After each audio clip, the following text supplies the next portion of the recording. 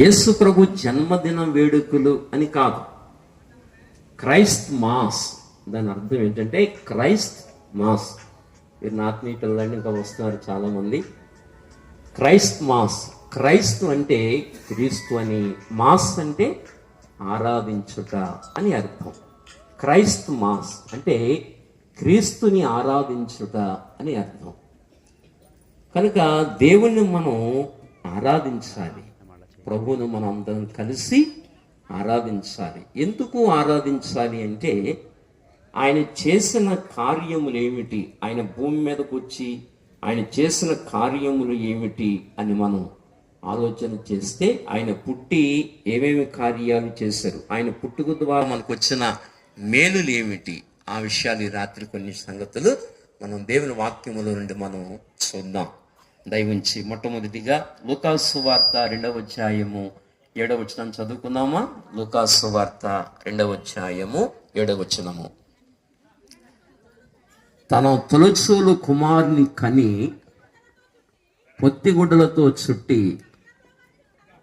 సత్రములో వారికి స్థలము లేనందున ఆయనను పశువుల తొట్టెలో, ఆ పశుబాలుడుగా కనబడుతున్న ఆ బాలుడు ఉన్నాడు చూశారు, ఆ పశువుల తొట్టిలో ఉన్న ఆ బాలుడు, ఆ పశుబాలుడు ఉన్నాడు చూశారు, ఆయన సామాన్యుడు కాడు. నా మాటలు వినాలి, కొంచెం దృష్టి అడ్డట్టు మళ్ళించకండి, నా మాటలు వినాలి. ఆ వచ్చిన వారిని కూడా కూర్చోబెట్టండి, సహోదరుల్ని ఎక్కడ లేకపోతే ఈ పక్కన చేరిసేసి కూర్చోబెట్టండి,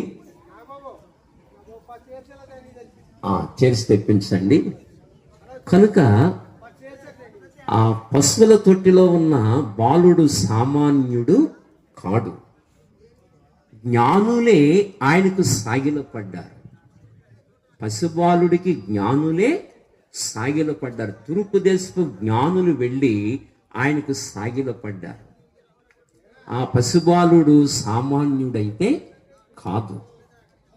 కనుక ఆయన ద్వారా మానవ జాతికి కలిగిన ప్రయోజనాలు ఏమిటి, ఆయన ద్వారా ఎటువంటి ఆశీర్వాదములు మానవ జాతికి ఇచ్చాడు, ఆయన పుట్టుడు ద్వారా ఎలాంటి దీవెనలు మానవ జాతికి అనుగ్రహించాడు అని ఒకసారి మనం ఆలోచన చేస్తే, నెంబర్ 1, మొట్టమొదటి విషయము కొరింథీయులకు రాసిన 2వ పత్రిక 4వ అధ్యాయము 5వ వచనాన్ని మనం చదివితే, 5వ వచనాన్ని చదివితే, అంధకారములో నుండి వెలుగు ప్రకాశించునుగాక అని పలికిన దేవుడే తన మహిమను గూర్చిన జ్ఞానము యేసుక్రీస్తునందు వెల్లడి పరుచుటకు మన హృదయములలో ప్రకాశించినంటాడు పౌలు. ఇక్కడ ఒక మాట మీరు గుర్తుపెట్టుకోవాలి. దేవాది దేవుడు అంటే ఆ తండ్రి అయిన దేవుడు తన మహిమను గూర్చిన జ్ఞానము యేసుక్రీస్తునందు వెల్లడి పరచాలి అని తన కుమారుణ్ణి ఈ లోకానికి పంపించాడు. ఈ మాట అర్థం చేసుకోవాలి. అంటే దేవాది దేవుడు, తండ్రి అయిన దేవుడు తన మహిమను గూర్చిన జ్ఞానము, అంటే దేవునిని గూర్చిన జ్ఞానము, లోకానికి దేవుడెవరో తెలీదు, లోకమంతా భయంకరమైన చీకటిలో ఉంది. లోకం చూడండి, బయట ఎలా చీకటి ఎలా ఉందో, ఇలా లోకం భయంకరమైన చీకటిలో ఉంది. లోకము చీకటి అంటే అజ్ఞానము, లోకమంతా అజ్ఞానములో చీకటిలో నడుస్తుంది. కనుక ఈ లోకానికి దేవుని గూర్చిన జ్ఞానము తెలియపరచడానికి, అంటే తన మహిమను గూర్చిన జ్ఞానము యేసుక్రీస్తునందు వెల్లడి చేయడానికి తన కుమారుణ్ణి ఈ లోకానికి పంపించాడు. మీకు అర్థమవుతుందా? యేసు ప్రభునందు లోకానికి దేవుని గూర్చిన జ్ఞానము తెలియచేయాలని, దేవుడెవరో యేసు ప్రభుని ద్వారా లోకానికి తెలియచేయాలని తన కుమారుణ్ణి, యేసు ప్రభువాన్ని దేవుడు ఈ లోకానికి పంపించాడు. అందుకే యేసు ప్రభువును మనం గమనిస్తే, మన దృష్టి ఆయన మీదకి మళ్ళిస్తే, మనం ఆయన్ని ఆలోచించగలిగితే, యేసు ప్రభు వారిని ఆలోచించగలిగితే, ఆయన జన్మను, ఆయన మరణాన్ని, ఆయన జీవితాన్ని మనం చాలా జాగ్రత్తగా ఆలోచించగలిగితే దేవుడెవరు స్పష్టంగా మనకి అర్థమవుతుంది. స్పష్టంగా దేవుణ్ణి తెలుసుకోగలుగుతాం. అప్పుడు నిజమైన ఆశీర్వాదములోకి, నిజమైన దీవెనలోకి మనం రాగలుగుతాం, మార్గాన్ని తెలుసుకోగలుగుతాం. నరకాగ్ని నుండి మానవుడు తప్పించబడతాడు, నిత్యరాజ్యానికి మానవుడు వారసుడవుతాడు. అందుకనే తన మహిమను గూర్చిన జ్ఞానము తన కుమారుడైన యేసు ప్రభునందు వెల్లడి చేయాలని ఆయన శరీరధారిగా, ఎవరికైనా మాట్లాడకండి, మరెవరు మాట్లాడకండి, శరీరధారిగా తన కుమారుణ్ణి ఈ లోకానికి పంపించాడు. అందుకని యేసు ప్రభు లోకానికి వెలుగై ఉన్నాడు. యేసు ప్రభు లోకానికి జ్ఞానమై ఉన్నాడు. సత్యదేవుడు ఎవరో యేసు ప్రభుని చూస్తేనే గాని మానవులకి సత్యదైవం ఎవరో తెలియదు. అందుకనే యేసు ప్రభు వారిని స్పష్టంగా మనం చూడగలగాలి. కారణం ఏంటో తెలుసునా? దేవుడు అనంత మహిమలో ఉన్నాడు. నాతో చెప్పండి, ఏ మహిమలో ఉన్నాడు ఆయన? అవును, అనంత మహిమలో ఉన్నాడు దేవుడు. చాలా ఉన్నతమైన మహిమలో ఉన్నాడు దేవుడు. భీకరమైన మహిమను ధరించుకుని ఉన్నాడు దేవుడు. యోబు గ్రంథము 33వ అధ్యాయము, యోబు గ్రంథం 33వ అధ్యాయము, 37వ అధ్యాయము 22-23 వచనాలు చదవండి. 22-23 వచనాలు అమ్మా. భీకరమైన, కొంచెం దగ్గరగా ఉన్న వాళ్ళు చదువు వినిపించండి. దేవుడు భీకరమైన మహిమను ధరించుకొని ఉన్నాడు. సర్వశక్తుడగు దేవుడు, మహాత్యము కలిగిన వాడు, ఆయన మనకి అగోచరుడు. ఈ వచ్చి మీరు చూడండి, దేవుడు భీకరమైన మహిమను ధరించుకొని ఉన్నాడు. చెప్పండి, దేవుడు ఏం ధరించుకున్నాడు? భీకరమైన మహిమను. నేను ప్రశ్న వేస్తాను, చెప్పండి, మనందరం సూర్యుని చూడగలమా? మిట్ట మధ్యాహ్నం సూర్యుని ఎవరైనా చూడగలరా? ఇలా కళ్ళు పెట్టి చూడగలరా? ఏమవుతుంది? కళ్ళకి చాలా ఇబ్బంది కలుగుతుంది. అంతకంటే ఎన్నో రెట్ల, కోట్ల రెట్లు ఉన్నతమైన మహిమలో ఉన్న దేవుణ్ణి మనం చూడగలమా? చూడలేము. అనంత మహిమలో ఉన్నాడు ఆయన మనం చూడలేము. దేవుడు భీకరమైన మహిమను ధరించుకొని ఉన్నాడు అని దేవుని వాక్యం సెలవిస్తుంది. అపొస్తలుడైన పౌలు అంటాడు, ఆయన సమీపించరాని తేజస్సులో ఆయన మాత్రమే వసించుచు అమరత్వం కలిగిన వాడై ఉన్నాడు అన్నాడు. సమీపించరాని తేజస్సు అట. మీరు చూడండి, మనం సూర్యుడి దగ్గరికి వెళ్ళగలమా? వెళ్ళలేము. సూర్యుని దగ్గరికి వెళితే మన శరీరాలు కాలిపోతాయి. సూర్యుని దగ్గరికి మనం చేరుకోలేము. అంత భీకరమైన మహిమలో సూర్యుడు ఎలా ఉన్నాడో దేవుడు కూడా అంతే భీకరమైన మహిమను ధరించుకొని ఉన్నాడు. ఆయన దగ్గరికి మనం ఎవ్వరం కూడా వెళ్ళలేము. ఇప్పుడు ఓసారి ఓ దైవజనుడు అడిగాడు, మోషే అడిగాడు, ప్రభువా నీ మహిమను నాకు చూపించవని అడిగాడు. వెంటనే దేవుడు చెప్పాడు, నా మహిమను చూసి ఏ నరుడు బ్రతకడు అని చెప్పాడు. నిర్గమాకాండము 33:20లో చెప్తాడన్నమాట. నిర్గమాకాండము 33:20లో ఈ చక్కటి మాట తెలియజేస్తాడు. చూడండి ఒకసారి. మరియు ఆయన, అదిగో నీవు నా ముఖమును చూడజాలవు, ఏ నరుడును అదిగో నన్ను చూచి బ్రతకడు. ఏ నరుడు నన్ను చూచి బ్రతకడు. అంత మహిమలో ఉన్నాడు దేవుడు. అనంత మహిమలో దేవుడు ఉన్నాడు. ఏ నరుడు కూడా ఆయన చూసి బ్రతకడు. అందుచేత అంత మహిమలో దేవుడు ఉన్నాడు కనుక ఆ దేవుణ్ణి అల్పులైన ఈ మానవ జాతికి, మహిమలేని అల్పులైన ఈ మానవ జాతికి దేవుడు ఎవరో చూపించడానికి దేవుడు తన కుమారుడైన యేసు ప్రభువాన్ని లోకానికి పంపించి ఆయన శరీరం ముందు దేవుని గూర్చిన జ్ఞానము లోకానికి బయలుపరచాలని దేవుడు తన కుమారుని లోకానికి పంపించాడు.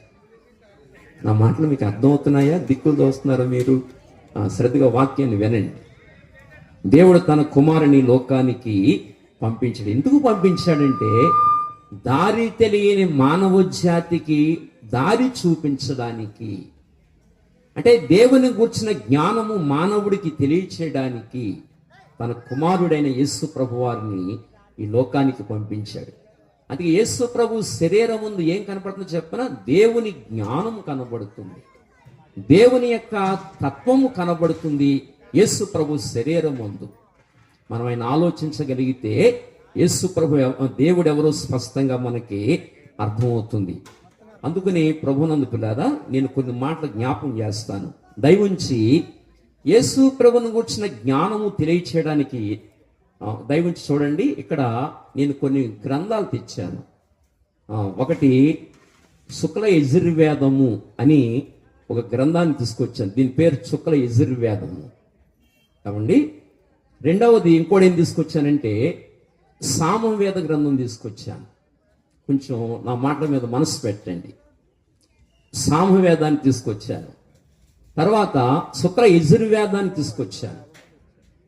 దేవుని వాక్యం ఏం సెలవిస్తుందంటే, సమీపించదాని తేజస్సులో భీకరమైన మహిమను ధరించుకుని ఉన్న ఆ దేవుడు ఎవరో తెలియజేయడానికి దేవుడు తన మహిమను గూర్చిన జ్ఞానము యేసు ప్రభు ద్వారా లోకానికి తెలియచేయాలని, ఆ దేవుడే దిగొస్తే మనం బ్రతకం కనుక, మనం చనిపోతాం కనుక, ఆ దేవుడే ఈ లోకంలోకి దిగొస్తే మనం తట్టుకోలేం కనుక దేవుడు ఏం చేశాడంటే తన కుమారుని యేసు ప్రభుని లోకానికి పంపించి ఆ కుమారుని ద్వారా దేవుడు ఎవరో మనకి తెలియజేస్తాడు. అదే నేను చదివించిన వాక్యము. దేవుడు తన మహిమను గూర్చిన జ్ఞానము యేసుక్రీస్తునందు వెల్లడిపరిచాడు లోకానికి. యేసునందు మాత్రమే వెల్లడిపరిచాడు. ఆ మాటలు మనం గమనిస్తే దేవుని వాక్యంలో కనబడతాయి. అంతేకాదు ఇతర గ్రంథాల్లో కూడా యేసు ప్రభును మనము ఆలోచన చెయ్యాలి. యేసు ప్రభు అనంత జ్ఞాని కనుక మనం ఆయన ఆలోచించాలి.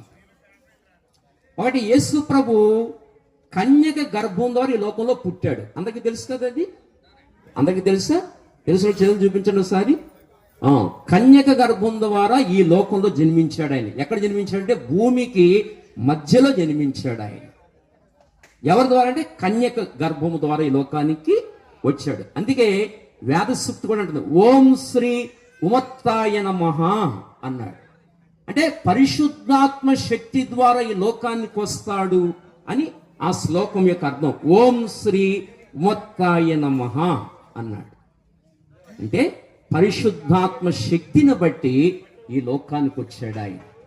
బైబిల్ ఏం చెప్తుందంటే పరిశుద్ధాత్మ శక్తి ద్వారా కన్యక గర్భం ద్వారా ఈ లోకానికి వచ్చాడు. వేద సూక్తి ఏం చెప్తుందంటే ఓం శ్రీ ఉమత్తాయ నమః అంటాడు. అంటే పరిశుద్ధాత్మ శక్తి ద్వారా ఈ లోకానికి వచ్చిన వాడిని చెబుతుంది. కనుక యేసు ప్రభువారు ఈ లోకంలో పుట్టడం ఒక పుట్టిక. అంతేకాదు మళ్ళీ ప్రభువారు రెండవ పుట్టిక కూడా ఉంది. ఆయన ఎక్కడ పుట్టాడంటే భూమి మీద పుట్టక ముందు మొదటిసారి ఎక్కడ పుట్టాడంటే పరలోకంలో మరొకసారి పుట్టాడు. అదే బైబిల్ చెప్తుంది. దయవుంచి మీరు చూడండి, దేవుని వాక్యం గమనించండి ఒకసారి. దేవుని వాక్యంలో ఒక మాట ఉంటుంది. ఎబ్రిల్ రాసిన పత్రిక 1:5. ఎబ్రిల్ రాసిన పత్రిక 1:5. ఎబ్రియా 1:5 చూడండి ఒకసారి. ఏలయనగా నీవు నా కుమారుడవు, నేడు నేను నిన్ను కనియున్నాను. చాలు. నేడు నేను నిన్ను కనియున్నాను. ఈ మాట ఎప్పుడో తెలుసునా? ఈ మాట ఈ భూమి లేదు, ఈ మానవులు లేరు, పరలోకం లేదు, దూతలు లేరు, వీళ్ళెవ్వరూ లేనప్పుడు ఆ సమీపించడాని తేజస్సులో నా తండ్రి అయిన దేవుడు మొట్టమొదట తన కుమారుణ్ణి కన్నాడది. వినాలి, బాగా వినాలి. మొట్టమొదట తన కుమారుణ్ణి కన్నాడు. అప్పటికే భూమి లేదు, ఈ మానవులు లేరు, 2 పరలోకం లేదు, తర్వాత దేవదూతలు లేరు. వీళ్ళెవరూ లేనప్పుడే మొట్టమొదటి తండ్రి ఒకడే ఉన్నాడు సమీపించరాని తేజస్సులో. అప్పుడు ఆ తండ్రి తన కుమారుని కన్నాడు. నేడు నేను నిన్ను కని ఉన్నాను. అక్కడ ఒకసారి పుట్టాడు. తర్వాత అక్కడ పుట్టిన దేవుడు, ఆ వాక్యమైన దేవుడు తర్వాత మళ్ళీ భూమి మీదకు వచ్చాడు. అదొక పుట్టిక. 2 పుట్టికలు. ఒకటేమో విశ్వంలో ఒకసారి పుట్టాడు, 2 శరీరధారిగా ఈ భూమి మీద ఒకసారి పుట్టాడు. 2 పుట్టికలు. ఈ 2 పుట్టికలు యేసునాథునికే ఉన్నాయి, ఇంకెవరికీ లేవు. అదే విషయము మనకి సామవేదంలో తెలియజేస్తాడు. ఏమని తెలియజేస్తాడంటే, నేను సామవేదాన్ని చదువుతున్నాను, మీ ముందు నేను చదువుతున్నాను. ఈ మాట ఒకసారి చూడండి. సామవేదము 9వ అధ్యాయము 6వ ఖండము తొలి తృచలో మొదటి మంత్రం సెలవిస్తుంది. ఏమని సెలవిస్తుందంటే, అగ్ని దేవత అట్లయ్యో మచ్చులు ఎందుండువాడు. 2 యజ్ఞ సంబంధి వేడి వెలుగులనిచ్చువాడు. ఈ మాట వివరిస్తాను, చూడండి, శ్రద్ధ గమనించండి. అగ్ని దేవత అట్లయ్యు మచ్చులందు ఉండువాడు. మచ్చులు అంటే మానవుడు. అంటే మచ్చులందు ఉండువాడంటే మానవులలో జన్మించాడు. ఇంతకుముందు ఎక్కడున్నాడంటే దేవతలలో ఉన్నాడు ఆయన.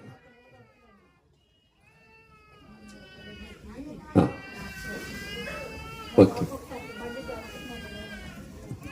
వాక్యం చెప్తానండి. ఏం పేరు? పరిశుద్ధులైన తండ్రి, కుమారుడు. ఇలా చూడండి, ఈయన మొట్టమొదట దేవతల్లో ఉన్నాడట, 2 మానవుల్లోకి వచ్చాడు కన్యక గర్భం ద్వారా. ఈ సత్యము వేదంలో చెప్తున్నాడు, సామవేదంలో చెప్తున్నాడు. ఒకసారి పరలోకంలో పుట్టాడు, 2వసారి భూమి మీద పుట్టాడు. కావండి, ఈ మాట మనకి వేదంలో ఎంతో స్పష్టంగా మనకి కనబడుతుంది.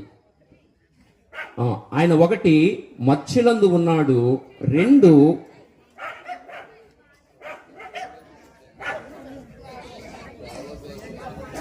అంత డిస్టర్బ్ లేకుండా చూడండి అయ్యా. సిల్వదే శీఘ్రమే చూడిమిక బలియాయేని కొరకేసుడే. అంత డిస్టర్బ్ లేకుండా నాకు ఇష్ట సమయం వాక్యం చెప్పగలుగుతాను. శరణం పాడుతున్నాను. ఆలోచించక ఆలాసించక అటు ఇటు చూచి వెనుకాడక సిల్వదే శీఘ్రమే చూడిమిక బలియాయేని కొరకేసుడే. అలనాడు ఇత్తడి సర్పమును గని ఆ ఇశ్రాయేలు దీవించెగా. అలనాడు ఇత్తడి సర్పమును గని ఆ ఇశ్రాయేలు వారు అలాగే యేసును చూచువారు ఇలా నిత్య జీవమును పొందేదరు. ఇలా నిత్య జీవమును పొందేదరు. సిల్వదే శీఘ్రమే చూడిమిక బలియాయేని కొరకేసుడే. బలియాయేని కొరకేసుడే. ఓకే, మంచిది. కనుక ఇంకొక మాట మనం గమనిస్తే సామవేదములోని ఇంకొక మాట చదువుతున్నాను, చూడండి. 2వ మంత్రంలో ఏం చెప్తున్నాడంటే, అగ్ని 2 రూపముల వాడు. ఈ మాట చూడండి, అగ్ని 2 రూపముల వాడు, మత్స్య రూపమున ఉన్నాడు. ఈ మాటలు ఆలోచించాలి, అంటే చాలా జ్ఞానంగా ఆలోచించాలి. 1 అతడు దేవతలందు అమృత రూపమున, చూడండి, దేవతలందు అమృత రూపమున. 2 మానవులందు మత్స్య రూపమున ఉన్నాడు ఆయన. అంటే దేవతలందేమో అమృత రూపములో ఉన్నాడు, మానవులు ఏందేమో మత్స్య రూపమున ఉన్నాడు. మత్స్యులు అంటే ఇదిగో ఈ శరీర రూపంలో అన్నమాట అండి. మత్స్యులు అంటే మత్స్య అంటే శరీరము, మీకు అర్థమవుతుందా? అంటే శరీరమును ధరించి లోకానికి వచ్చాడు. ఒకటి మత్స్యుల రూపంలో ఉన్నాడు, అంటే మానవుల శరీర రూపంలోకి వచ్చాడు. అమరైన తొందర అవునా? ఆ చోటు మొత్తం శుభ్రమవుతుంది. అలాగే మానవుణ్ణి వీరంతా మా సంఘ సభ్యులండి, దేవరం నుంచి వచ్చారు. ఓకే, నేను కూర్చున్నా, అందరు కూర్చోండి. మరి మీరు ఆహ్వానం ఇచ్చారు కానీ మేము అందరం వచ్చాం మిమ్మల్ని బలపరచాలని. అందరూ కూర్చోండి చక్కగా. అగ్ని మొత్తం ఎలాగైతే స్థలాన్ని శుభ్రం చేస్తుందో అలాగూ మన హృదయాన్ని శుభ్రం చేయగలిగిన వాడు పరిశుద్ధుడై ఉండాలి. వినాలి, ఏమై ఉండాలి? అతడు పరిశుద్ధుడై ఉండాలి.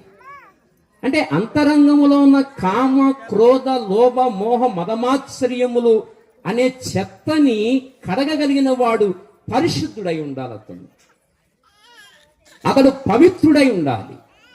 అగ్ని ఎలాగైతే ఒక చోటుని శుభ్రం చేస్తుందో, చెత్తనంతటినీ పోగు చేసి ఒక అగ్గిపొల్ల వేస్తే అగ్ని ఎలా చోటును శుభ్రం చేస్తుందో, హృదయములో ఉన్న అబద్ధాలు గాని, మోసము గాని, వ్యభిచారపు తలంపులు గాని, వ్యభిచారపు కోరికలు గాని, చెడు చూపులు గాని, చెడు ఆలోచనలు గాని, ఇదంతా ఈ చిరాకునంతా శుభ్రం చేయగలిగిన వాడు అతడు పాపము లేని వాడై ఉండాలి.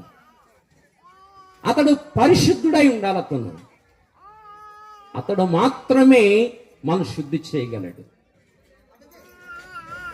నేను మాట అడుగుతాను, దావీదు పట్టణమున నేడు రక్షకుడు మీ కొరకు పుట్టి ఉన్నాడని చెప్పాడు. రక్షకుడు, ఆయన పేరేంటి? రక్షకుడు. ఇప్పుడు రక్షకుడు అంటే అర్థం ఏమిటంటే, ఒక భయంకరమైన చాలా లోతుల్లో ఉన్న జలాల్లో, నీళ్ళలో ఒక మనిషి పడిపోయాడు అనుకోండి, అతన్ని రక్షించాలి అంటే మీరు చూడండి, అతనికి ఏం వచ్చి ఉండాలి? ఒకడేళ్ళు రక్షించాలంటే ఈత వచ్చి ఉండాలి. అవునా? ఈత వచ్చి ఉండాలి. ఒకవేళ ఈత రానోడు దిగితే వాడు మునిగిపోతాడు, వీడు మునిగిపోతాడు. వాడిని రక్షించాలంటే వీడికి ఈత వచ్చి ఉండాలి. అలాగే మన పాపములన్నీ కడిగి మనం రక్షించాలంటే అతడు పరిశుద్ధుడై ఉండాలి. అతడు పరిశుద్ధుడై ఉండాలి. అతను లోపల ఉన్నవాడు ఈత రాక పడిపోయాడు, వాడు ఇంకొకడు కూడా ఈత రాని వాడు వాడి మీద దూకితే రక్షిందామని వాడు వీడు కూడా నీళ్ళలోకి వెళ్ళిపోయి చచ్చిపోతారు. వాడిని రక్షించాలంటే ఇతనికి ఈత వచ్చి ఉండాలి. అవును కదా? ఈత వచ్చుంటేనే ఆ పడిపోయిన వ్యక్తిని కాపాడగలుగుతాడు. ఈత రాకుండా వాడి మీద దూకాడు అనుకోండి, వాడు వీడు కూడా కిందకి వెళ్ళిపోతారు. అలాగే మనం రక్షించాలి అంటే, మన పాపము నుండి, శాపము నుండి మనం విడిపించాలంటే అతడు పరిశుద్ధుడై ఉండాలి. ఆ పరిశుద్ధుడే ప్రభువైన యేసుక్రీస్తు వారు.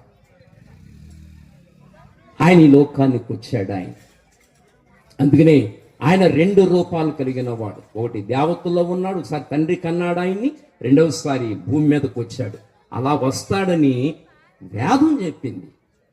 అగ్ని రెండు రూపములు గలవాడు. అగ్ని అంటే అర్థం ఏంటి? చోటిని పరిశుద్ధపరిచేది. మరి పరిశుద్ధుడు ఎవరు?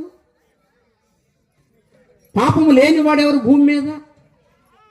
పవిత్రుడిగా జన్మించిన వాడెవరు కదా?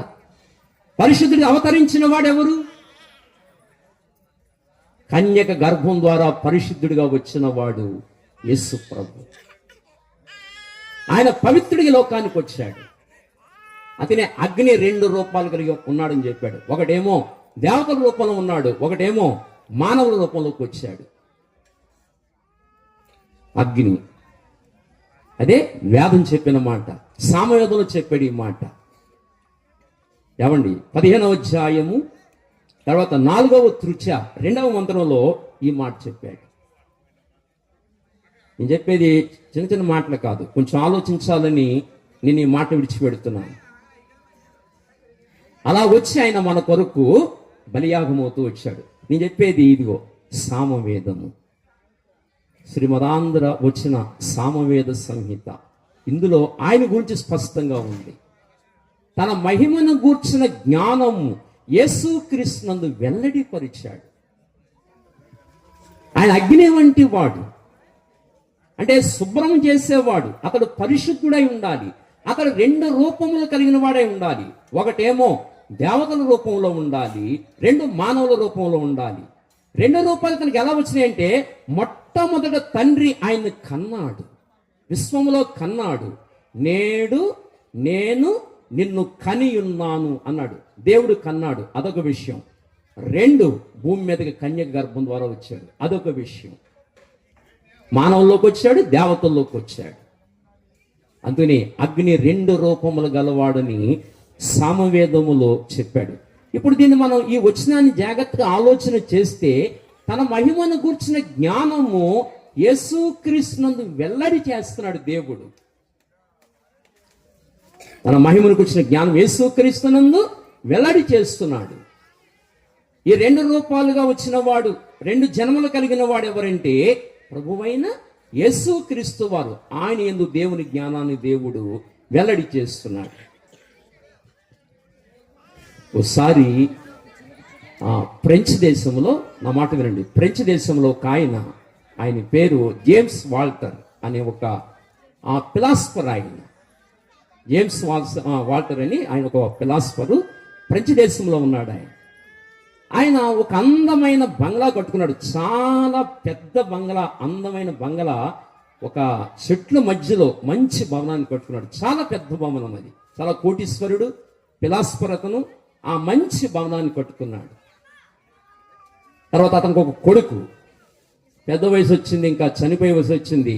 ఆ చనిపోయే టైంలో ఎవరో ఒక ఆయన బైబిల్ తీసుకొచ్చి దేవుని వాక్యాన్ని చదువుతున్నాడు అతను ముందు. వెంటనే అతను అన్నాడు, నా దగ్గర చదవకండి, ఈ బైబిల్ తీసుకెళ్ళిపోండి అన్నాడు. అని ఇంకో మాట అన్నాడు, ఇది ఎందుకు పనికిరాని గ్రంథం, దీన్ని బయటికి తీసుకెళ్ళిపోండి అని ఓ మాట అన్నాడు.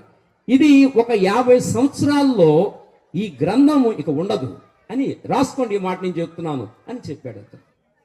రాసుకోండి ఈ మాట, ఒక 50 సంవత్సరాల్లో ఈ గ్రంథం ఉండదు అని చెప్పాడు. అలా చెప్పిన 10 సంవత్సరాలకి ఆయన చనిపోయాడు. ఆ తర్వాత ఆయన చనిపోయిన తర్వాత ఒక్కడే కొడుకు ఆ పెద్ద బంగ్లాలో కాపురం ఉంటున్నాడు. ఇంకొన్ని సంవత్సరాలు అయిన తర్వాత ఎందుకు ఆ కుమారుడు ఏం చేస్తాడంటే, ఆ భవనాన్ని విడిచిపెట్టి వేరే ప్లేస్లోకి వెళ్ళి కాపురం ఉంటున్నాడు. ఆ బంగ్లాను అలా పాడు విడిచిపెట్టేశాడు. కొన్ని సంవత్సరాలు పోయిన తర్వాత కొంతమంది వచ్చి, అయ్యగారు ఆ భవనం ఖాళీగా ఉంది కదా, మాకు ఇవ్వరాదా అని అడిగారు. అద్దెకైనామండి, లేకపోతే మాకైనా అమ్మేయండి అని అడిగితే అతను ఏం చేస్తాడంటే, అమ్మేస్తాను తీసేసుకోండి అని భవనం అతనికి అమ్మేశారు. ఆ భవనం అమ్మేసిన తర్వాత ఏమండి, ఆ భవనం ఎలా మారిందంటే, జెనీవా బైబిల్ ఇన్స్టిట్యూట్ వాళ్ళు వచ్చి అందులో బైబిల్ సొసైటీ పెట్టారు. అందులో బైబిల్ సొసైటీ పెట్టి ఇంచుమించుగా ఐరోపా ఖండం, ఆఫ్రికా ఖండం అంతా అదే కేంద్ర స్థానముగా మారి అక్కడి నుంచి బైబిల్ వెళ్ళి, ఈ బైబిల్ ఉండదు, దీని 50 సంవత్సరాలు ఉండదు అని ఏ వ్యక్తి అయితే చెప్పాడో ఆ ఇంట్లో నుంచే బైబిల్ పంపిణీ అయ్యి, అంత దివ్యమైన గ్రంథం అది. మీకు అర్థమవుతుందా పిల్లారా? అంత శ్రేష్టమైన గ్రంథం అది. మానవులను బ్రతికించే గ్రంథం, మానవులని పరిశుద్ధులు చేసే గ్రంథము, మానవుల్ని పవిత్రం చేసే గ్రంథము. అది ఈ గ్రంథానికి ఒక పేరు ఉంది, పరిశుద్ధ గ్రంథము. ఏ గ్రంథం అండి? పరిశుద్ధ గ్రంథము. మనుషులను పరిశుద్ధపరిచే గ్రంథం ఇది. త్రాగుబోతులు మారుతారు, వ్యభిచారులు మారుతారు, దొంగలు మారుతారు. స్తోత్రపురంలో ఒకసారి సుధాకర్ అని ఒక గజ దొంగ అన్నమాట అండి, భయంకరమైన గజ దొంగ. బేవరం వచ్చారు, ఆయన సువార్తను ప్రకటిస్తున్నారు. సువార్తను ప్రకటిస్తూ ఆయన ఒక సాక్ష్యం చెప్పారు. ఆయన ఏం సాక్ష్యం చెప్పారంటే, ఆయన మా బ్రతుకులు బాగు చేయాలని, మా చీకటి జీవితాలు బాగు చేయాలని మీ వలె మేమందరము వెలుగులో నడవాలని, పగలు నడవాలని, మా జీవితాలు బాగు చేయాలని పోలీసులు మమ్మల్ని పట్టుకుని లాఠీలతో కొట్టి సూదులతో మమ్మల్ని గుచ్చేవారు. ఇక్కడున్న ఈ వేళ్ళలో గుచ్చేవారు మమ్మల్ని. ఆ బాధలు మేము తట్టుకోలేకపోయేవాళ్ళం. మా బ్రతుకులు మార్చాలని, మా చీకటి జీవితాలు మార్చాలని ఎన్నో రకాలుగా ప్రయత్నం చేశారు. కానీ కోర్టులు కానీ, పోలీస్ స్టేషన్లు కానీ, పోలీసులు కానీ మా జీవితాలు మార్చలేకపోయారు. మా చీకటి జీవితాలు అయిపోయింది. కానీ మమ్మల్ని మార్చిన వాడు అలా మమ్మల్ని బాధ పెట్టలేదు. మృదువుగా మాట్లాడి మా జీవితాలు మార్చాడని ఆయన సాక్ష్యం ఇచ్చారు. దేవుడు నామానికి మహిమ కలుగును గాక.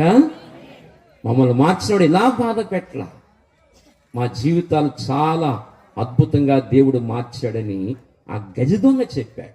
ఎన్ని దొంగతనాలు వేశాడు ఆయన, అన్ని వివరంగా చెప్పాడు ఆయన.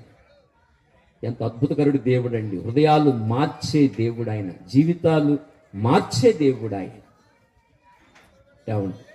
కనుక ప్రభునందు పిల్లారా, మనం ఆలోచన చేస్తే ఆయన ప్రవచన పురుషుడని, వేద గ్రంథాల్లో ఉన్నవాడని ఎంతో స్పష్టంగా మనం చూడగలుగుతున్నాం. ఆయన మహిమను గూర్చిన జ్ఞానము యేసుక్రీస్తునందు దేవుడు వెల్లడిపరిచాడు. నేను ఇంకో శ్లోకం చదువుతాను, జాగ్రత్త గమనించండి. దీన్ని ఏమంటారంటే శుక్ల యజుర్వేదము. పేరు చెప్పండి. శుక్ల యజుర్వేదము అనే గ్రంథం ఇది. ఇందులో ఆయన గూర్చి ఏం చెప్తున్నాడంటే, నేను ఒక మాట చెప్తాను, జాగ్రత్తగా చూడండి. నేను ఇంటికి ఈ మాట ఎందుకు తీసుకుంటున్నానంటే, తన మహిమను గూర్చిన జ్ఞానము యేసుక్రీస్తునందు వెల్లడిపరిచాడని చెప్తున్నాను కదా. అంటే యేసు ప్రభునందు దేవుని జ్ఞానాన్ని విడుదల చేస్తున్నాడని చెప్తున్నాను కదా. ఆయన ఒక బైబిలే కాదు, అన్ని గ్రంథాల్లో ఆయన గురించి స్పష్టంగా వ్రాయబడింది. ఆ వ్రాయబడిన మాటలు మనము పరిశోధించాలి. పరిశోధన చేస్తే ఆ మాటలు మనకు దొరుకుతాయి. నేను అలాగ నా పరిశోధనాత్మకంగా నేను ఇంకొక మాట జ్ఞాపకం చేస్తాను. శ్రద్ధగా మీరు వినండి, శ్రద్ధగా గమనించండి. ఇక్కడ శుక్ల యజుర్వేదము అనే గ్రంథములో 32వ అధ్యాయములో మొదటి మంత్రంలో ఒక మాట ఉంది. ఆ మంత్రం చదివితే మీకు అర్థం కాదు, కానీ దాని వివరణ ఇస్తాను. తదేవాగ్ని స్తదాత్య ద్వాయుస్తమా చంద్రమా తదేవ శుక్రం తదాభ్రమత ఆపసా ప్రజాపతి అన్నాడు. ఈ శ్లోకం యొక్క అర్థం ఏమిటంటే, ఇక్కడ తెలుగులో వివరణిస్తాను చూడండి ఒకసారి. అతడే అగ్ని అన్నాడు. చెప్పండి, ఏంటి మాట అది? అతడే అగ్ని. అగ్ని చేసే పని ఏంటో చెప్పాను నేను. అగ్ని చోటు శుభ్రం చేస్తుంది అని చెప్పాను. అతడే అగ్ని. రెండవ మాట, అతడే ఆదిత్యుడు. ఆదిత్యుడు అనగా సూర్యుడు అని అర్థం. అతడే ఆదిత్యుడు. మీరు చెప్పండి, సూర్యుడు చేసే పని ఏంటి?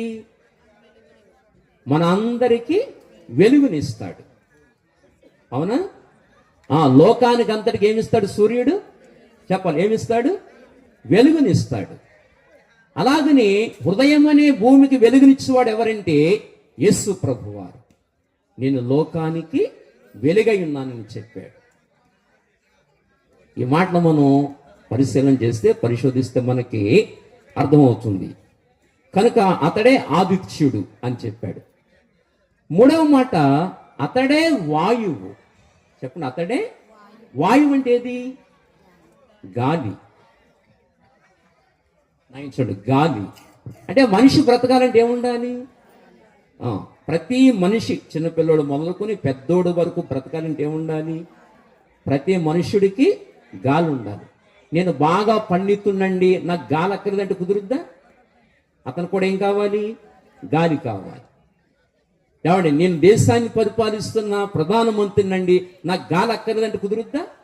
అతను కూడా ఏం కావాలి? గాలి కావాలి. నేను అమెరికా అధ్యక్షుడినండి, నాకు గాలి అవసరం లేదంటే కుదురుద్దా? అతను కూడా ఏం కావాలి? గాలి కావాలి.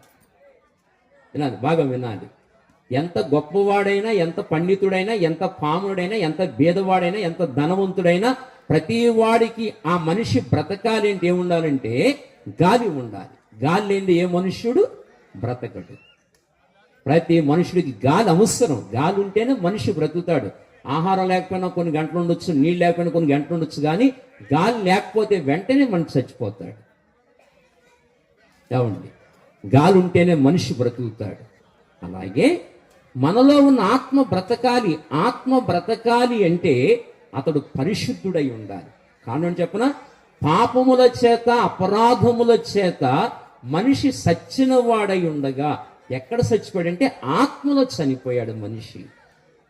దేని ద్వారా చచ్చిపోయాడంటే పాపముల చేత అపరాధముల చేత మనిషి చచ్చిపోయాడు. కనుక ఆత్మలో చచ్చిపోయిన మనిషిని బ్రతికించాలి అంటే పరిశుద్ధుడు దిగి రావాలి. ఎవరు దిగి రావాలి? పరిశుద్ధుడు దిగి రావాలి. అంటే శరీరం బ్రతకాలంటే గాలి ఎంత అవసరమో, ఆత్మ బ్రతకాలంటే రక్షకుడు అంత అవసరం. అనగా యేసు ప్రభువారు అంత అవసరం.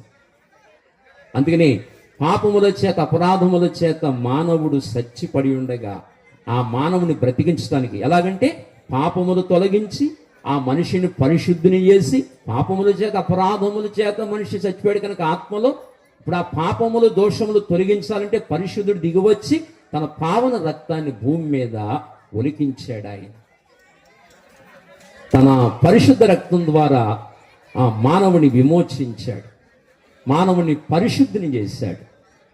అందుకని శిలువలో కార్చిన రక్తం ద్వారా మానవుని యొక్క జన్మ కర్మ పాపమును కడిగి మానవుని శుద్ధినిగా చేసి ఆత్మను బ్రతికించడానికే రక్షకుడిగా ఈ లోకములోకి ఆయన దిగి వచ్చాడని దేవుని వాక్యం మనకు తెలియజేస్తూ ఉంది. కనుక ఈ శుక్ల యజుర్వేదంలో అతడే వాయువు అన్నాడు. ఆ వాయువు ఎవరు అంటే దేవుడు దేంతో పోల్చుకున్నాడు? గాలితో పోల్చుకుని చెప్పాడు. రే బాబు, గాలి ఉంటే మీరు ఎలా బ్రతుకుతారో నేనుంటే మీ ఆత్మ బ్రతుకుద్ది అని చెప్పడానికి ఈ గాలితో దేవుడు పోల్చి చెప్పుకున్నాడు. దీన్నే ప్రకృతి వేదము అంటారు.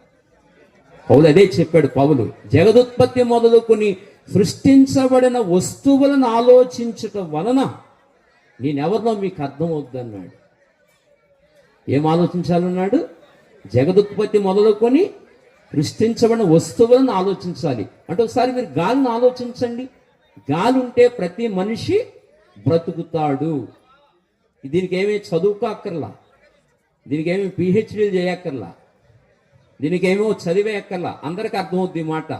గాలి ఉంటేనే ప్రతి మనిషి బ్రతుకుతాడని అందరికీ అర్థమవుద్ది.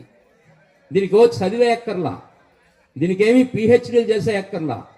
గాలి ఉంటేనే భూమి మీద ప్రతి మనిషి ఎలా బ్రతుకుతాడో శారీరకంగా, లోపల దేహములో ఉన్న ఆత్మ బ్రతకాలి. అది ఎందుకు చచ్చిపోయింది? పాపముల చేత అపరాధముల చేత ఆత్మ చచ్చిపోయింది. చచ్చిపోవడం అంటే అర్థం ఏమిటి? దేవునితో సంబంధము కోల్పోయింది ఆత్మ. నేను మాట చెప్తాను వినండి. బ్రతుకున్న మనిషికి చచ్చిపోయిన మనిషికి ఎలా సంబంధం ఉండదు చూడండి. అందరూ ఒక మనిషి బ్రతుకున్నాడు, ఓ మనిషి చచ్చిపోయాడు. ఇప్పుడు బ్రతుకున్న మనిషి మాట్లాడితే చచ్చినవాడికి వినపడుద్దా? వినపడుద్దా? వినపడదు. చచ్చినవాడు మాట్లాడగలడా? మాట్లాడలేడు.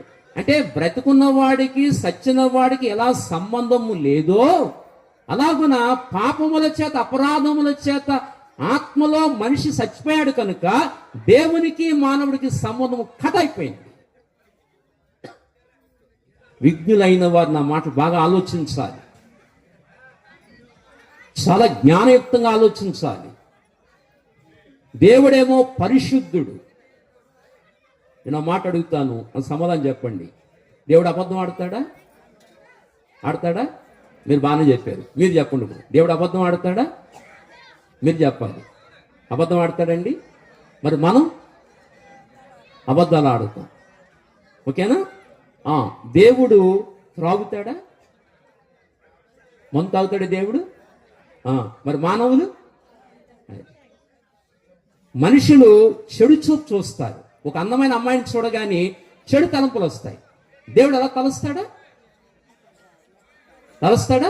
తలంచడు. ఒక వ్యక్తి తన భార్యని ఎవడు వేరేగా ఆలోచించకూడదు, చూడకూడదు అనుకుంటాడు. అదే న్యాయం వీడికి అప్లై అవుతుంది కదా. అదే న్యాయం వీడికి అప్లై ఉంది కదా. అంటే మనుషుల ఏ చూపులు ఉన్నాయి? చెడు చూపులు. దేవుడు ఎలా చూస్తాడా? చూడడు.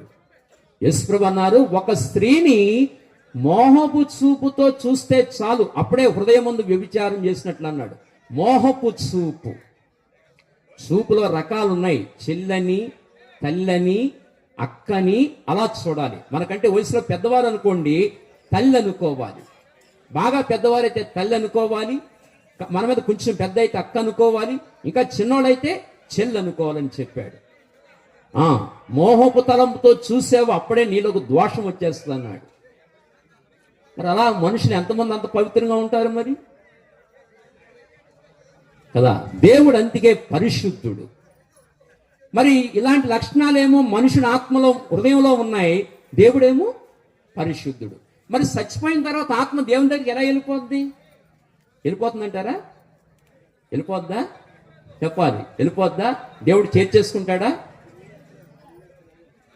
దేవుడేమో పరిశుద్ధుడు, మానవుడేమో అపవిత్రుడు. అందుకే అన్నాడు, పాపోహం పాపకరమః పాపాత్మ పాప సంభవ పాహిమా కృపయాదేవా శరణాగత వృత్సల అన్నాడు. పాపములో పుట్టి పాపములో పెరిగి పాప కర్మలు చేస్తున్నాను అంచేత పాపమాత్మకు అంటుకుపోయింది కనుక నన్ను ఈ పాపం నుండి విమోచించు అని అడుగుతున్నాడు.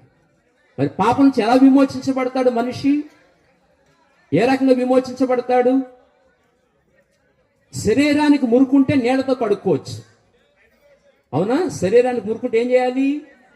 ఏ నీళ్లతో? బేవర మురుకల నీళ్ళతోనా? మరి ఏ నీళ్లతో కడుక్కోవాలి? మీరందరూ ఏ నీళ్లతో స్నానం చేస్తున్నారు? ఒకసారి డాక్టర్ గారికి బాప్తిసం ఇచ్చాం. ఎక్కడ దాని పుట్టేరండి, పుట్టేరులో ఇచ్చాం. కింద దిగితే మొత్తం అమ్మల కింద పైకి వస్తుంది, అది. అలాంటి నీళ్ళతో స్నానం చేస్తామా? మనం ఎవరు స్నానం చేసినా మంచి నీళ్లతో స్నానం చేస్తాం, అప్పుడు ఆరోగ్యము. అయితే శరీరం కడుక్కోవాలంటేనేమో మంచినీళ్ళు ఉండాలి. మరి హృదయంలో పాపం కడుక్కోవాలండి ఈ నీళ్లతో కడుక్కుంటూ కుదురుద్దా? అందుకే వేదం చెప్పింది. ఏమని చెప్పిన సర్వ పాప పరిహరో రక్త ప్రోక్షణం అవశ్యం తద్రక్తం పరమాత్మేన పుణ్యదానం బలియాగ అన్నాడు. సర్వ పాప పరిహరో రక్త ప్రోక్షణం అవశ్యం. సర్వ పాపాలు పరిహరించబడాలంటే రక్తము చిందించబడాలి. రక్తముతో పాపాలు కడుక్కోవాలి. వినాలి, రక్తంతో పాపాలు కడుక్కోవాలి. హృదయాన్ని కడుక్కోవాలంటే రక్తంతో కడుక్కోవాలి. శరీరాన్ని కడుక్కోవాలంటే నీళ్లతో కడుక్కోవాలి. హృదయాన్ని కడుక్కోవాలంటే రక్తంతో కడుక్కోవాలని బైబిల్ గ్రంథం చెప్పింది, వేదం చెప్పింది. సర్వ పాప పరిహరో రక్త ప్రోక్షణం అవశ్యం తద్రక్తం పరమాత్మేన పుణ్యదాన బలియాగ అన్నాడు. అంటే పరమాత్ముడు వచ్చి రక్తం చిందిస్తేనే గాని పాపం పరిహారం కాదన్నాడు. అందుకే పరమాత్ముడు కన్యక గర్భం ద్వారా వచ్చి మనందరం చేసిన పాపాలకి ఆయన చేతుల్లో మేకులు కొట్టారు. ఆయన చేతుల్లో మేకులు, ఆయన కాళ్ళల్లో మేకులు కొట్టారు. అమ్మా వినాలి. తర్వాత తల మీద చెడు ఆలోచనలకి ఆయన తల మీద ముండ్ల కిరీటం పెట్టారు. హృదయంలో బలెపు పోటు పొడిచారు. ఇదంతా ఎవరు చేసిన పాపం? మీరు, నేను, ఈ చిన్న గొల్లపాలలో చేసిన ప్రజలందరూ చేసిన పాపానికి, తెలుగు రాష్ట్రాల్లో చేసిన పాపాలకి, భారతదేశంలో ప్రజలు చేసిన పాపాలకి, ప్రపంచమంతా చేసిన పాపాలకి ఆయన సిలువలో బలియాగమయ్యాడు. అందుకే బైబిల్ ఏం చెప్పింది?